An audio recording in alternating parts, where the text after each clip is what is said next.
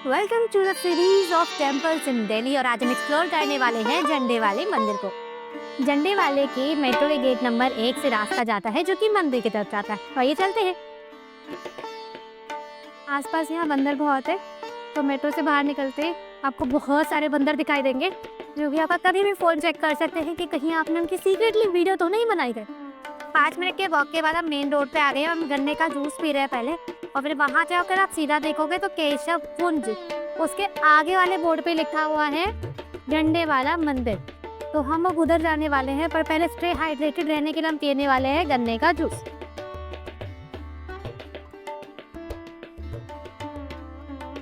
₹10 का रिक्शा लेंगे तो 5 मिनट में आप इस जगह पे पहुंच जाओगे जहाँ से मंदिर इस तरफ है। तो चलो चलते हैं।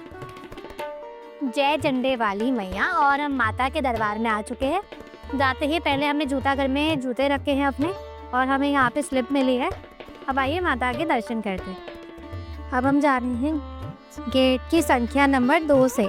लेकिन क्या आपको झंडे वाली माता का इतिहास पता है, और क्यों झंडे वाली माता को झंडे वाली माता के नाम से बुलाया जाता है, और क्यों उनके हाथ चांदी से बने हैं? आइए मैं आपको बताती हूँ। लेकिन उससे पहले आइए कर लेते हैं झंडे वाली माता के दर्शन। और जो भी भक्त माता के दरबार में कभी न कभी आए हैं, कमेंट बॉक्स में झंडे वाली माता लिखना बिल्कुल ना भूले।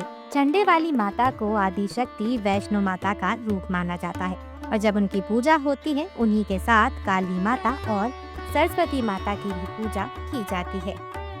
बताया जाता है जिस जगह पे आज ये मंदिर स्थापित है, हजारों साल पहले यहाँ पे अरावली पर्वत की श्रृंखला थी, और माता के कई भक्त जो है इन पहाड़ों पे भक्ति में लीन होने आया करते थे। उनमें से एक थे बद्री भक्त, जो कि इन पर्वतों पे माँ का ध्यान करने आते थे। वो वैष्णो माता के परम भक्त थे। रोज जब वो माता की भक्ति में लीन होते हैं तो उन्हें आसपास एक ऊर्जा महसूस होती है। उन्हें लगता है कि माता का कोई हिस्सा उनके आसपास है।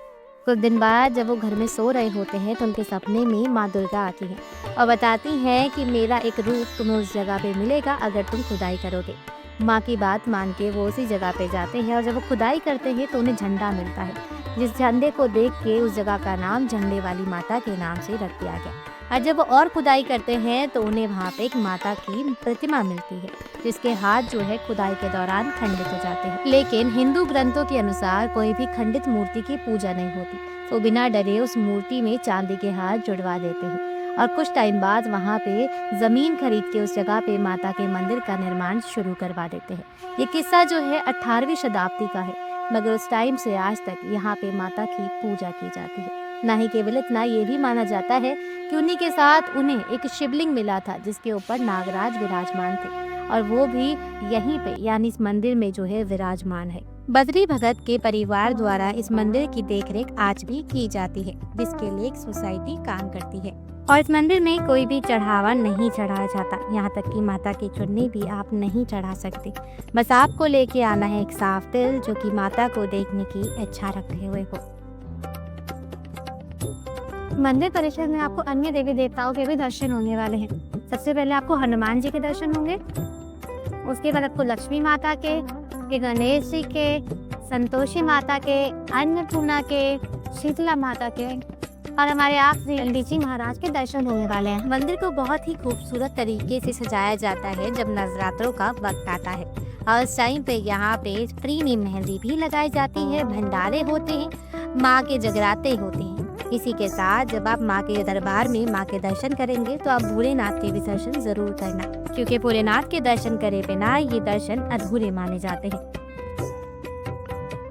और ऊपर जाके हमने कर लिए बाबा भोलेनाथ के दर्शन, जिनकी शिवलिंग को बहुत सुंदर तरीके से सजाया गया था। और उसके बाद हम मंदिर परिसर से बाहर आ गए और हमें मिला प्रसाद। मंदिर परिसर में माता रानी के दर्शन करने के बाद, भोलेनाथ को नमन करने के बाद और प्रसाद में पंचामृत मिलने के बाद अब हम चलते हैं माता रानी के जो दरबार है उससे विदा लेते हैं। आप इस मंदिर में कभी आए हैं या नहीं आए, कमेंट बॉक्स में लिख के जरूर बताएं, और आपकी कुल देवी कौन सी है उसके बारे में भी कमेंट करना बिल्कुल ना भूलें। जय झंडे वाली माता की।